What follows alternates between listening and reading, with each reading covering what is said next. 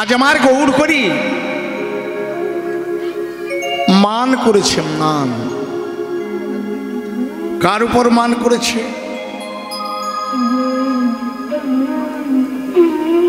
মাগো কার উপর মান করেছে? মান করেছে গোবিন্দের উপর। শ্রীমতী রাধারানী মান করেছে কার উপর? গোবিন্দের উপর। আর গৌরহরি মান করেছে কার জন্য? গৌরহরি মান করেছে ভগবান শ্রীকৃষ্ণের জন্য। গৌরহরি কলিযুগে অবতার হলেন নবদ্বীপে, বাংলার মাটিতে। আমাদের গর্ব যে তিনি বাংলার মাটিতে এসেছেন। তিনি কেন এলেন বাংলার মাটিতে? তাছাড়া তিনি এই ভারত ভূমিতেই এলেন কেন?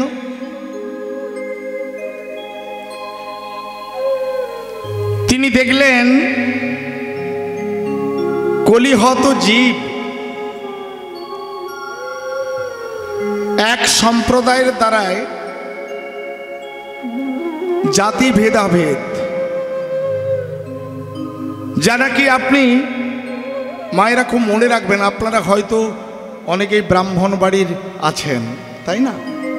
আছে না? মহাপ্রভু দেখলেন কার ঘরে এলেন? না, ব্রাহ্মণের ঘরে। যদুকুল ভানুকুল মিশ্রিত হয়ে যদুপতি ভগবান শ্রীকৃষ্ণ আর ভানুকুল জাত শ্রীমতী আরাধ্যা রাধা। তাহলে যদুকুল ভানুকুল মিশ্রিত হয়ে মিশামিশি হয়ে মিশ্রকুলে এলেন। মিশ্রকুল বলতে কোন মিশ্রকুলে? জগন্নাথ মিশ্রের ঘরে। ওই যে মিশ্রকুল, দুটো কুলকে একত্রিত করলে হয় মিশ্রকুল। ওই মিশ্রকুলে এলেন গৌরহরি। আর গৌরহরি আসার কারণ অনেক। গৌরহরির আর এক নাম হলো পতিত পাবন। পতিতকে উদ্ধার করবেন। পতিত কাকে বলে?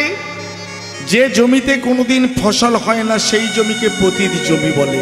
কি এই এলাকায় অনেক আলু চাষ হয়, তো যে জায়গাতে চাষ হয় না কি বলবেন? কি গো মা বলবেন এটা পতিত জমি, তাই না? তাহলে আমাদের মধ্যে পতিত কারা?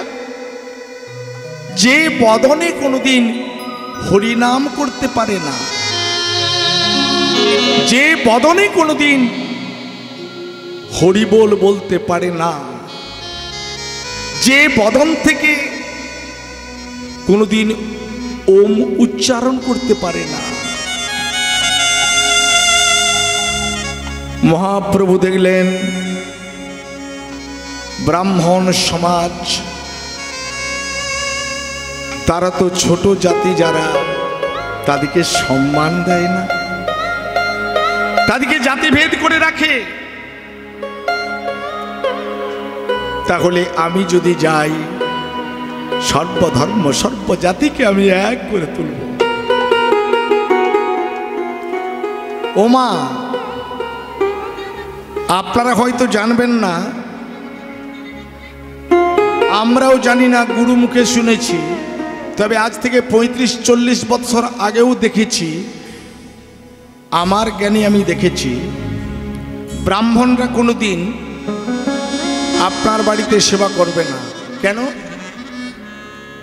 আপনি যদি জেলে হন, কামার হন, কুমোর হন, ধোপা হন, বাগতি হন, আপনার বাড়িতে কোনো ব্রাহ্মণগণ সেবা করবেন না।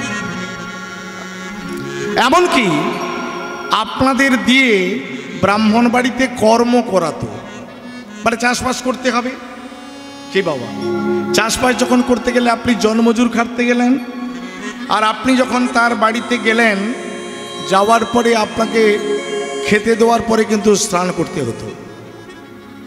হ্যাঁ, আপনি মনে করুন আপনার বাড়িতে সেবা করার পরে আমি যদি জানতে পারি, আমার যদি চৈতন্য লাভ হয় যে আমি যার বাড়িতে সেবা করলাম, আমি তার বাড়িতে যাওয়ার জন্য আসনটাকে সঙ্গে সঙ্গে ধুয়ে নিয়ে এলো। মায়েরা খুব ভাববেন, মহাপ্রভু এমনি আসেননি।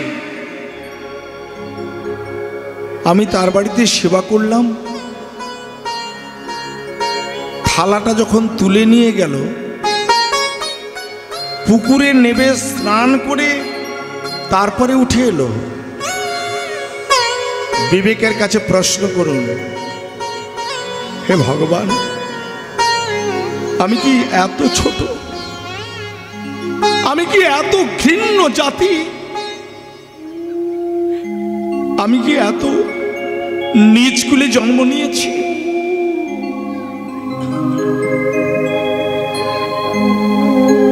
মহাপ্রভু দেখলেন কলির দশা এই, কলিতে বড় জাতিভেদ,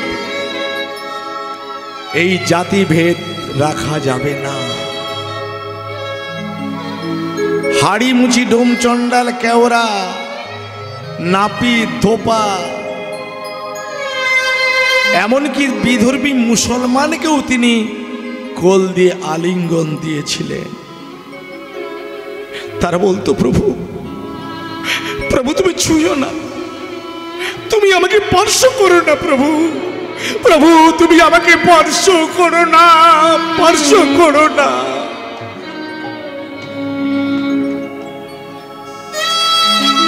মহাপ্রভু বলল, হে রে, এতে কি জাত চলে যাবে? ঠাকুর রামকৃষ্ণদেব নরেনকে বলেছিল, নরেন বলছি, ঠাকুর ও ঠাকুর, তুমি আমাকে স্পর্শ করছো, এতে যে তোমার জাত যাবে। এই দেখ, তোর যাত্রা কোথা দিয়ে চলে গেল, দেখ তো, দেখ দেখ আমার যাত্রা। ভক্তমণ্ডলী, ভক্তিমতী মা, সেই মহাপ্রভু সকল ধর্ম সর্ব জাতিকে তিনি হরিনাম দিলেন। হরিনাম কাউকে বাদ দিলেন না। আজকে আপনারা যারা এই হরিনাম শুনছেন, সবার দীক্ষা হয়েছে কিনা জানি না, সকলেই দীক্ষা গ্রহণ করেছে কিনা জানি না, তবে আমি বলবো এই দীক্ষা গ্রহণের অধিকার সবার। 5 বৎসর বয়স থেকে ছোট ছোট ছেলে মেয়েদের কৃষ্ণ মন্ত্রে দীক্ষিত করুন। ছোট বয়স থেকে একাদশীটা পালন করা অভ্যাস করুন।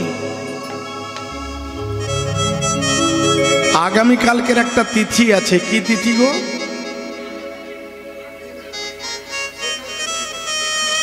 কালকের একটা একাদশী আছে না,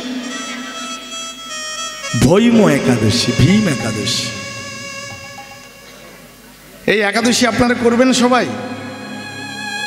সবাই করেন তো?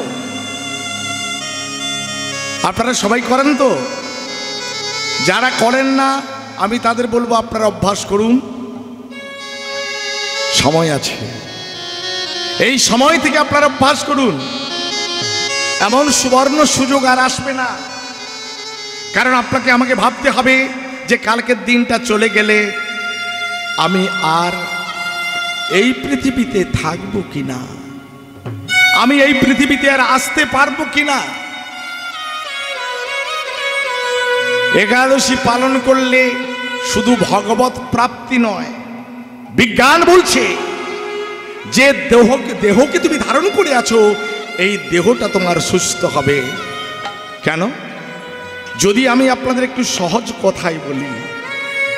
আচ্ছা, আপনারা জেনারেটর দেখেছেন? জেনারেটর দেখেননি? ওই যে মেশিনে লাইট জ্বলে না, আছে না? আছে তো। আচ্ছা, এই মেশিনটাকে যদি চালানো হয় সব সময় দিবারাত্র 24 ঘন্টা যদি চলতে থাকে, এতে আপনি 5টা লাইটের গায়ে 25টা লাইট দিয়ে দিলেন। লাইটম্যান জানবেন, যারা লাইট দেয় তারা জানে মেশিনটাতে যত বেশি পাক লাইট দেওয়া হবে তত বেশি পাক বাড়াতে হবে। অর্থাৎ পিক আপ বাড়ালে কালো ধোঁয়া বেরিয়ে যাবে। তাহলে মেশিনটা যদি সব সময় চলে তাড়াতাড়ি নষ্ট হবে হবে না। যদি মাঝে একবার একটু রেস্ট দেওয়া হয় তাহলে তো মেশিনটা ভালো থাকবে, থাকবে না? আমাদের এই দেহ ইঞ্জিনটা আমরা প্রত্যেকদিন খাবার দিই, আর মেশিনটা চলছে কেমন না, ঠিক এইরকম চলছে। আমাদের যে পাকস্থলী ঠিক এইভাবে কাজ করছে, আপনি ডাক্তারবাবুকে জিজ্ঞেস করবেন, ঠিক এইভাবে কাজ করছে।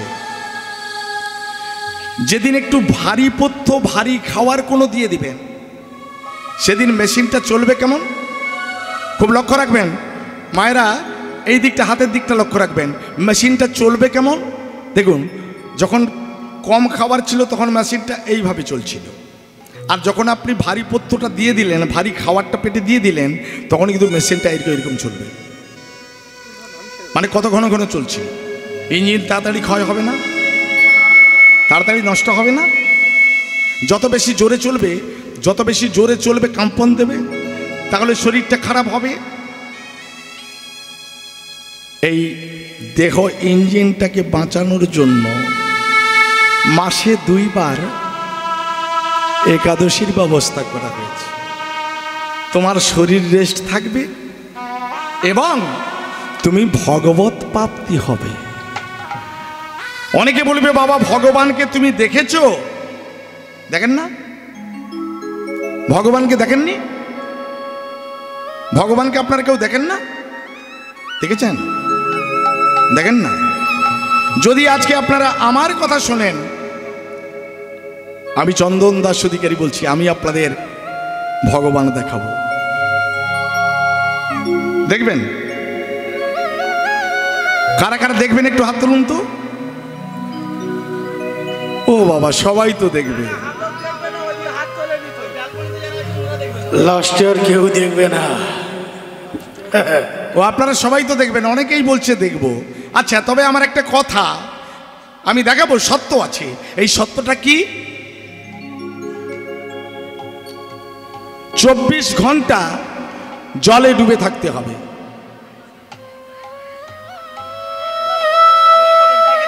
এবার কে কে দেখবেন হাত তুলুন। সব মোরে পাট উঠে যাবে গো। এই হাফ কেন, এক শিখিও নি।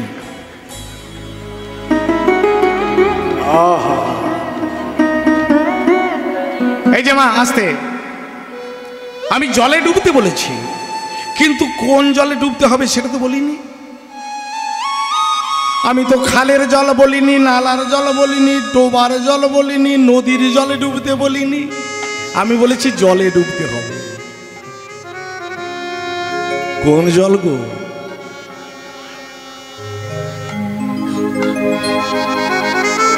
তার জন্য যদি হা কৃষ্ণ হা কৃষ্ণ হা কৃষ্ণ বলে, হা কৃষ্ণ বলে যদি দিবারাত্রি ডাকতে পারো,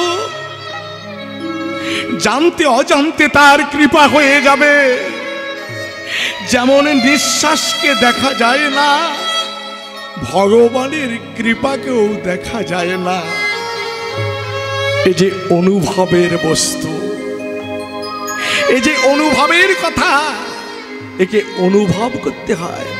আধ্যাত্মিক আধ্যাত্মিক তত্ত্ব, আধ্যাত্মিক চেতনা আনতে হয়। আধ্যাত্মিক চেতনা না হলে যে ভগবত প্রাপ্তি হয় না।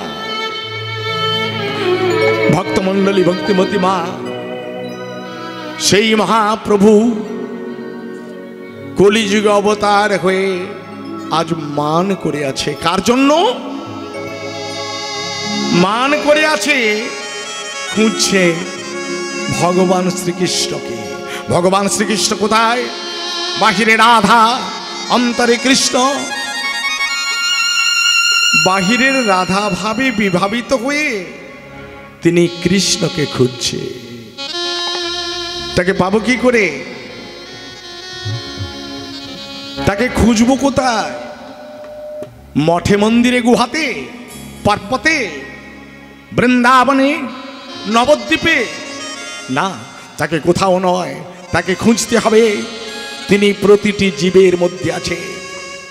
ভগবান শ্রী গোবিন্দ আব্রহ্মস্তম্ভ কর্ষণ যো কর্তিজস্ব, আব্রহ্মস্তম্ভকে যিনি কর্ষণ করেছেন, যিনি সৃষ্টি করেছেন, কীট পতঙ্গ পশু পক্ষী স্থাবর জম্বম সব যিনি সৃষ্টি করেছেন, তিনি হলেন ভগবান শ্রীকৃষ্ণ। সেই ভগবান শ্রীকৃষ্ণকে পেতে গেলে খুঁজতে হবে কোথায়। আমরা চারিদিকে খুঁজছি, তাই তো কবিগুরু রবীন্দ্রনাথের একটা গান আছে গো মায়েরা, সেই গানটার মধ্যে আপনারা শুনলে বুঝতে পারবেন তিনি কোথায় আছে। আমরা তাকে মঠে মন্দিরে গুহাতে খুঁজতে যাচ্ছি, কিন্তু একবারও দেখিনি তিনি আমার কাছে আছে কিনা। আছে না? হিয়ার মাঝে লুকিয়েছিলে দেখতে আমি পাইনি, তোমায় দেখতে আমি পাইনি। কেন দেখতে পাই না? বাহির পানে চোখ রেখেছি, বাহির পানে আমার হিয়ার পানে চাইনে, আমার হিয়ার মাঝে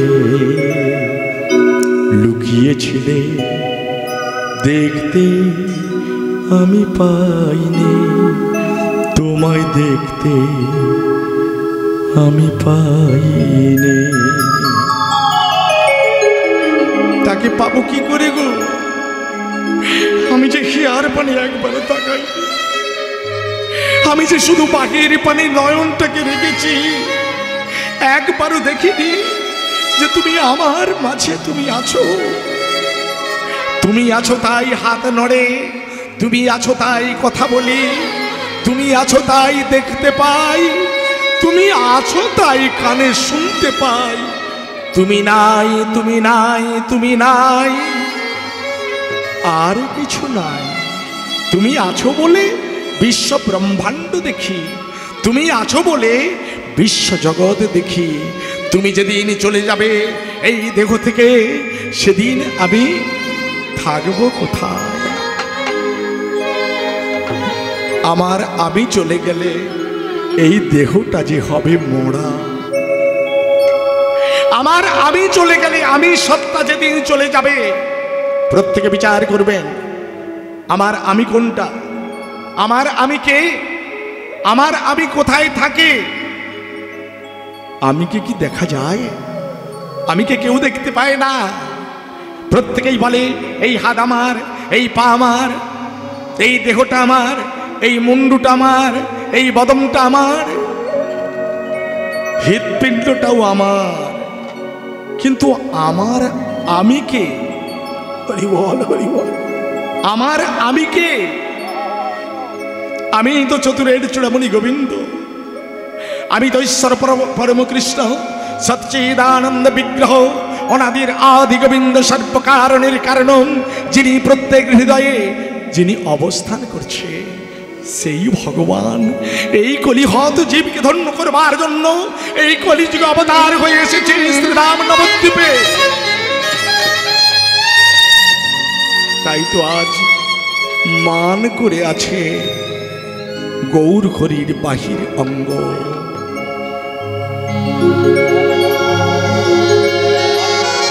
আরে মোরো, আরে মোরো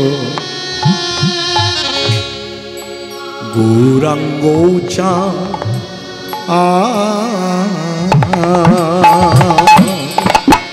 আরে মোরা,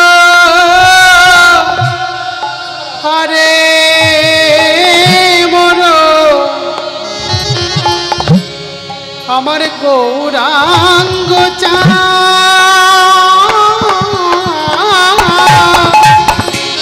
অখিল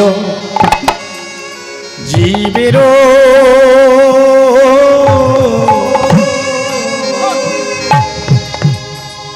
লোচন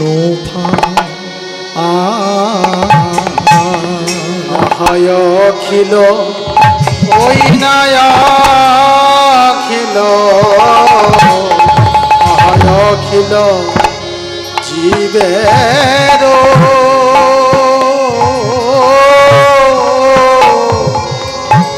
লোচন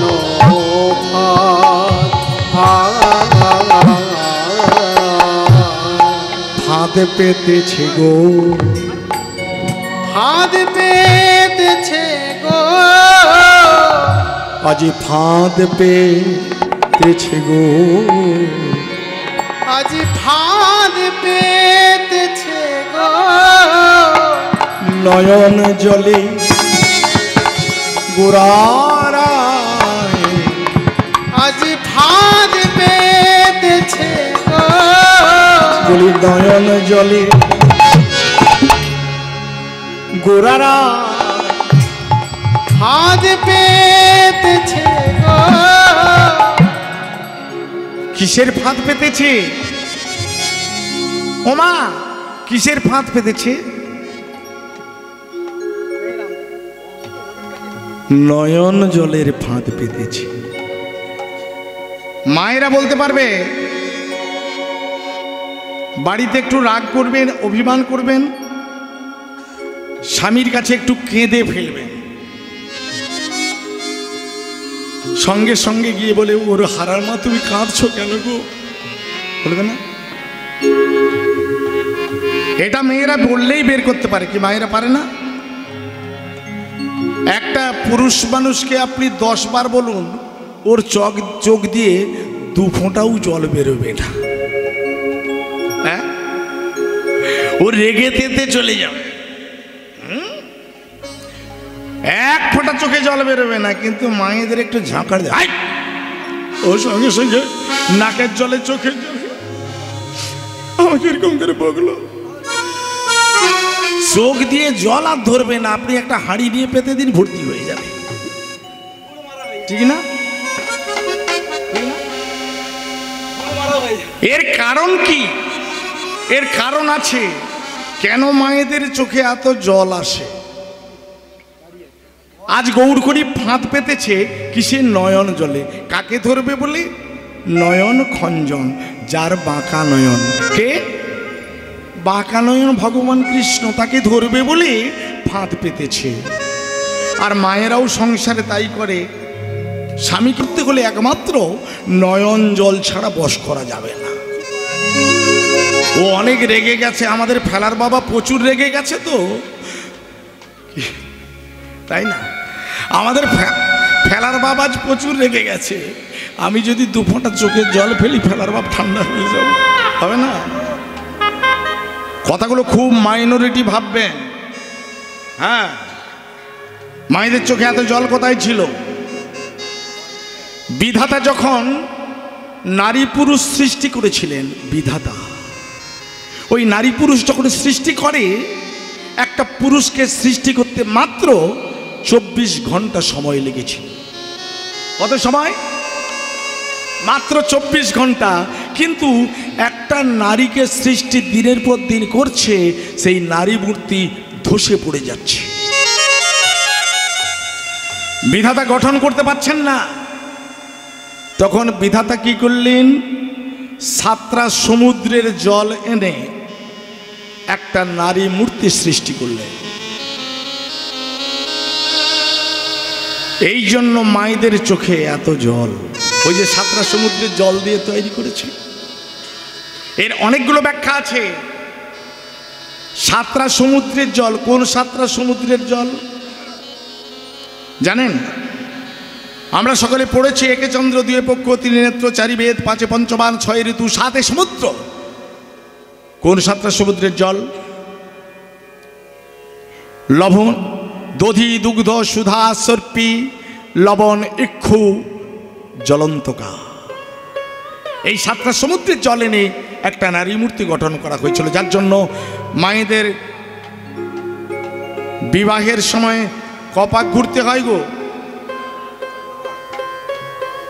কত পাক ঘুরতে হয়? বাবারা বলতে পারবে কত পাক? 4 পাক, 7 পাক। আচ্ছা, এখানে যে সকল বাবারা আছে বা মায়েরা আছে, আপনাদের আপনারা সবাই কি 7 পাকে ঘুরে বিয়ে হয়েছে সবার?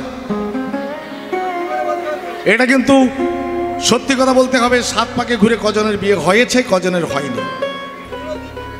হ্যাঁ,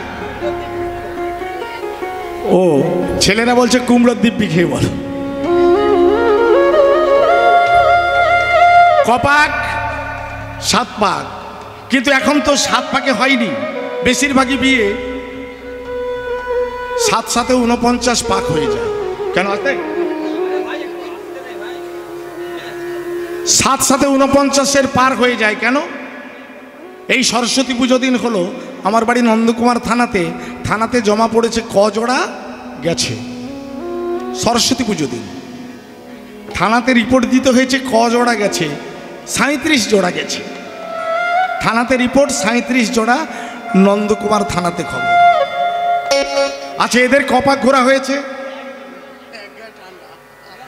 আর বাড়ির বাবা মারা হন্তদন্ত হয়ে ওরা 7 পাক ঘুরবে কি? বাবা মা প্রতিবেশীদের নিয়ে মোটরসাইকেল নিয়ে ওদের পেছনে পেছনে ছুটোচ্ছে। হাসলে হবে না, কথাটা বাস্তব কথা। এদের সংসার কিন্তু খুব একটা ভালো টেকে না।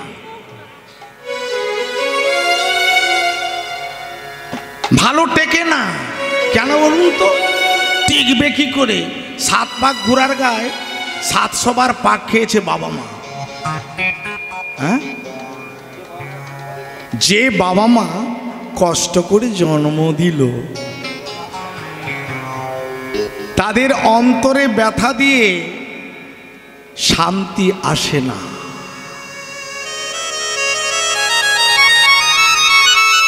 ওরা তো এই মন্ত্র বলে না, যদ হৃদয়ং তব তদ হৃদয়ং মম।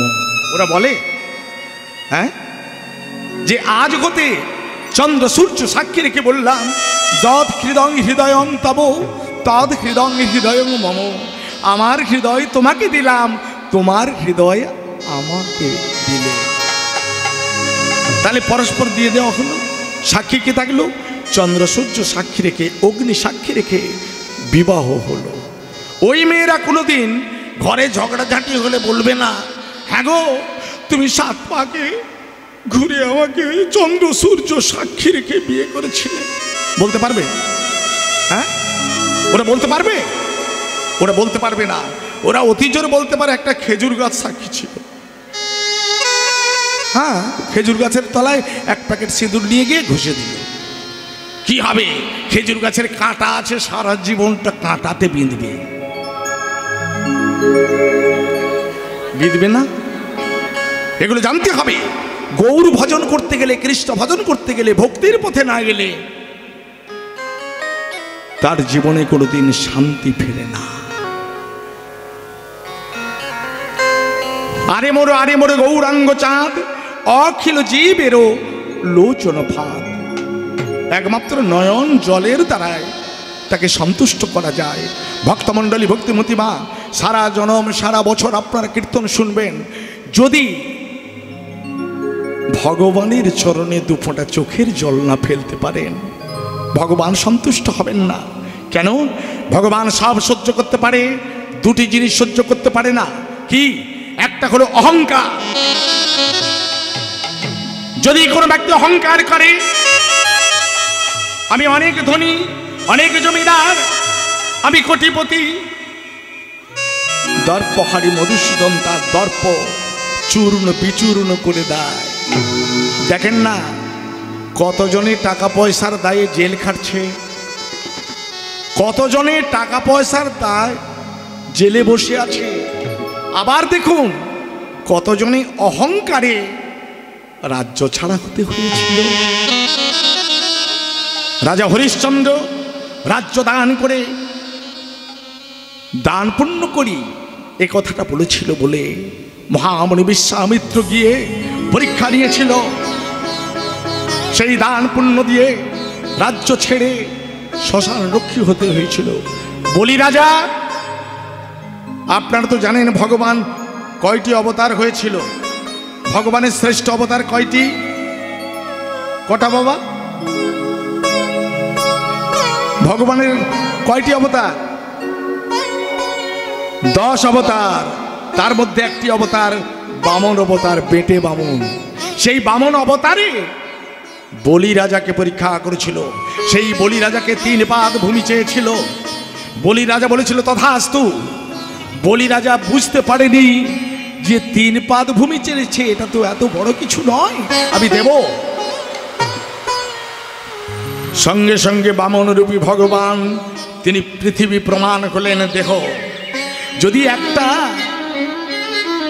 একজনের দেখো যদি পৃথিবী প্রমাণ হয়, তার পাগুলো কত বড় হবে।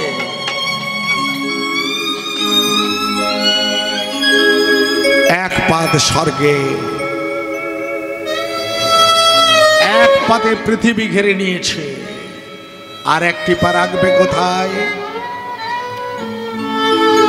বলি রাজা বললেন আমি তো বুঝতে পারিনি, হে ভগবান, আমি তোমায় বুঝতে পারিনি, আমি বুঝতে পারিনি। শুধু জীবনে অহংকার করেছি। আর একটি চরম তুমি আমার মস্তকে দাও। যেই না ভগবান পা দিয়েছে, বলি রাজা চলে গেল পাতালে। নিতাই গৌর হরি হরি হরি বল, হরি বল, হরি বল। আর ভগবান কি সহ্য করতে পারেন না? ভগবান সহ্য করতে পারেন না ভক্তের চোখের জল। কেউ যদি একবার হা কৃষ্ণ, হা গোবিন্দ বলে ডাকে, হা কৃষ্ণ বলে যদি 2 ফোঁটা চোখের জলে ফেলে, ভগবান তা সহ্য করতে পারে না। ভগবান তা সহ্য করতে পারে না। তাই ভক্তমণ্ডলী, ভক্তিমতী মা, যদি কাঁদতে হয়, জন্তু জানোয়ারের জন্য কেঁদে লাভ নেই। এই বিষয়ে মায়া পুত্র স্বজনের জন্য কেঁদে লাভ নেই। কাঁদো কাঁদো, যদি কাঁদতে হয় ভগবানের জন্য 2 ফোঁটা চোখের জল ফেলে কাঁদো। নিতাই গৌর হরি হরি হরি বল।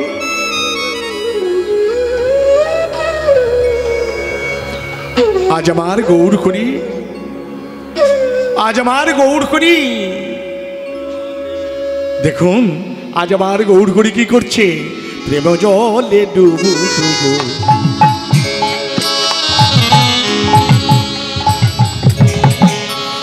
আমার আমার গৌরা গৌরা গৌরা, আমার আমার গৌরা।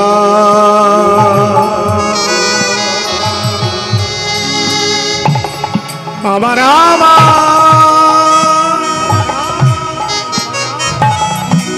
ভাবের নিধি গোরা, আমার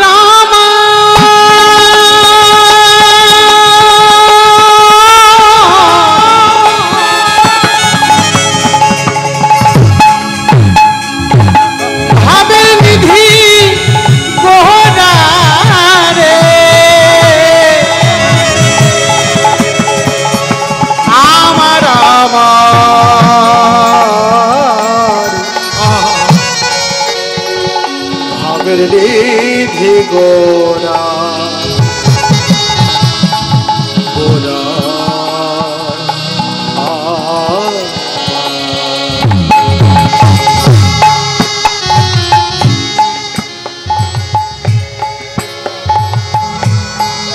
প্রেম জলে প্রেম জলে ডুবু ডুবু, লোচন তারা প্রলাশ সন্তাপ ভাব, আদি ভোরা প্রলাশ সন্তাপ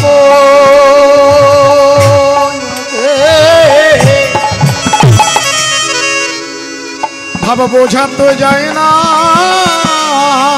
ভাব বোঝা তো যায় না, ভাব বোঝা তো যায় না, ভাব বোঝা তো যায় না।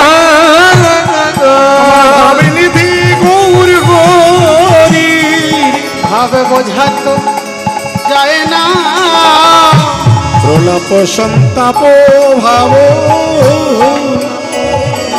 আদি ভোরা আদি বিভোরা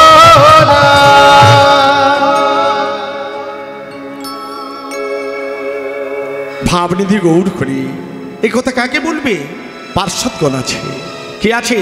নিত্যানন্দ শ্রীবাস অদ্বৈত গদাধর ভক্তগণ আছে। আজ আমার ভাবনিধি গৌর করি বলছে, আমার আজ কি হয়েছে জানো? আজ আমার কি হয়েছে জানো? দেখো দেখো কি হইল মনের দুঃখ, কি বলিব কাকে বলবো? মনের দুঃখ আমি কি বলিব মজুমন জীবন কইছে জুড়া মজুমন কইছে জুড়া মজুমন জীবন হ্যাঁ গো কইছে জুড়া মজুমন জীবন কইছে জুড়া। এই কথা আমি কাকে বলবো? যে কইল মনের দুঃখ কি বলিব কায়, মধু মন জীবন কইছে জুড়ায়। এই রূপে কেন সব নর নারী, সব নর নারী এ রাধা মোহন কহে না হলো আমারি, না হলো আমারে।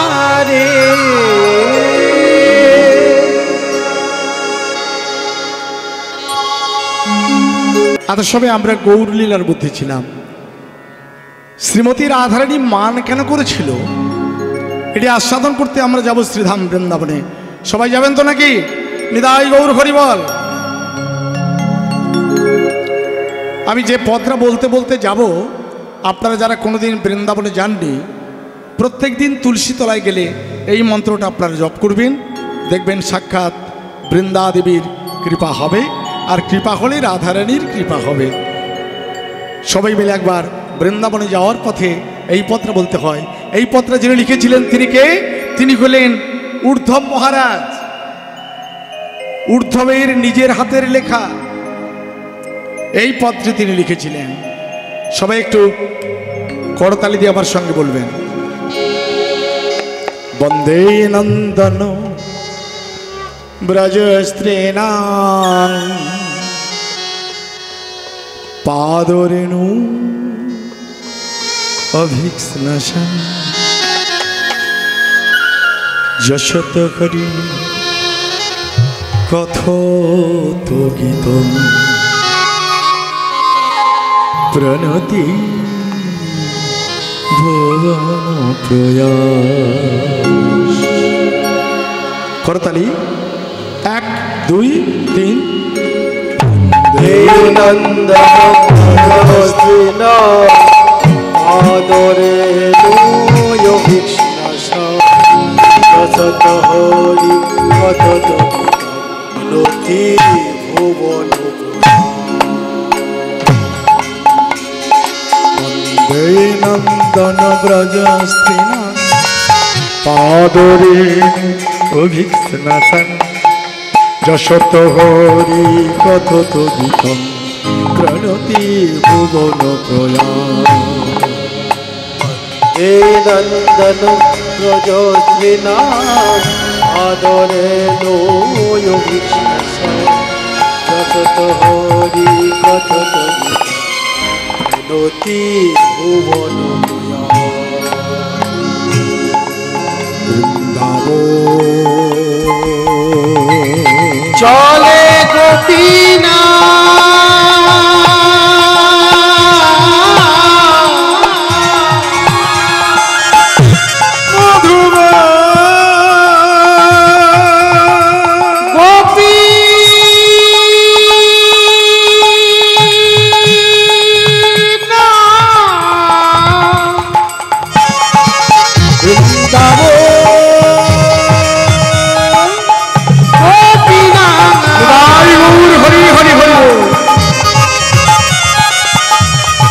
আস্তে আস্তে আস্তে। আচ্ছা, আমরা যে পদটা উচ্চারণ করলাম এর মানেটা কি আপনারা সবাই বুঝতে পারলেন? মানে না বুঝতে পারলে কিচ্ছু ভালো লাগবে না, তাই না? কি বলছি? বন্দে নন্দন। নন্দন কে? নন্দের নন্দন ভগবান শ্রীকৃষ্ণ। বন্দে কথার অর্থ কি না বন্দনা করি। আর কাকে বললেন? বন্দে নন্দন ব্রজ স্ত্রীনাং, মানে ব্রজ গোপিনীগণ, তাদের বন্দনা করতে বললেন। পায়ে হাত দিয়ে প্রণাম করা যাবে না।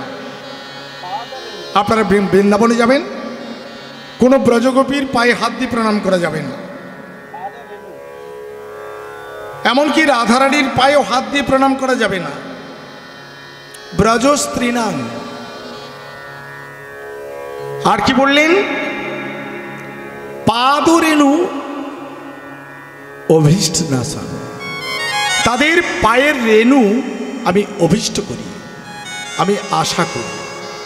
তাই তো আমার বাংলা থেকে অনেক মায়েরা তো যায়, কে জান না, বৃন্দাবনে গেলে রাধাকুণ্ডের মাটি আর শ্যামকুণ্ডের মাটি নিয়ে প্রত্যেক দিন একবার করে কৃষ্ণ ভক্তরা অঙ্গে লেপন করে। কেন না? যদি তার কৃপা হলেও হতে পারে।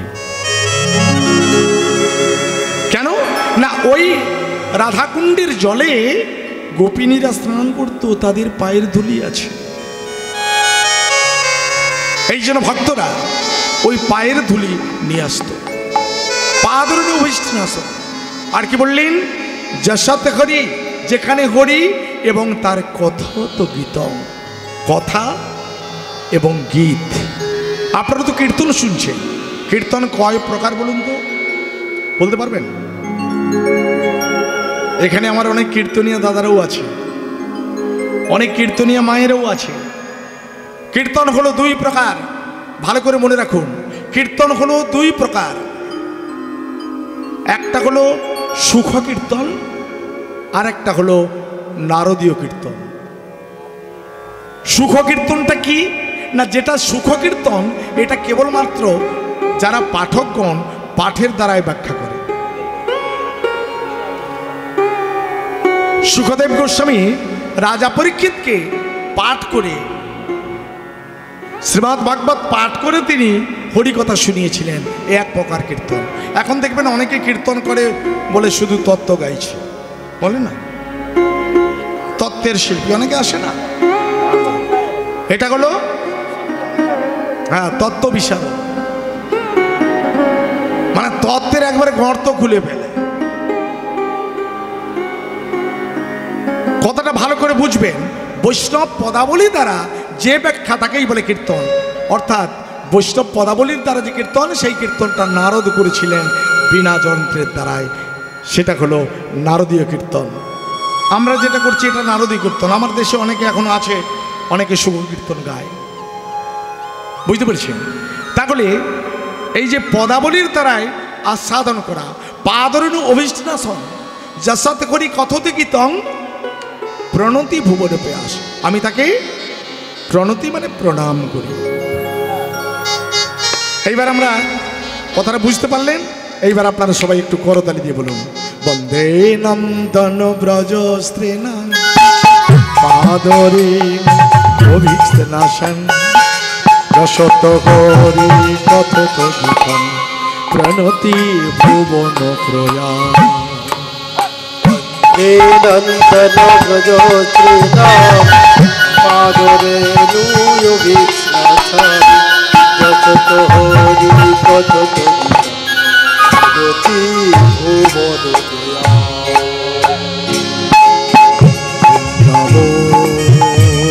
চলে গোপীনা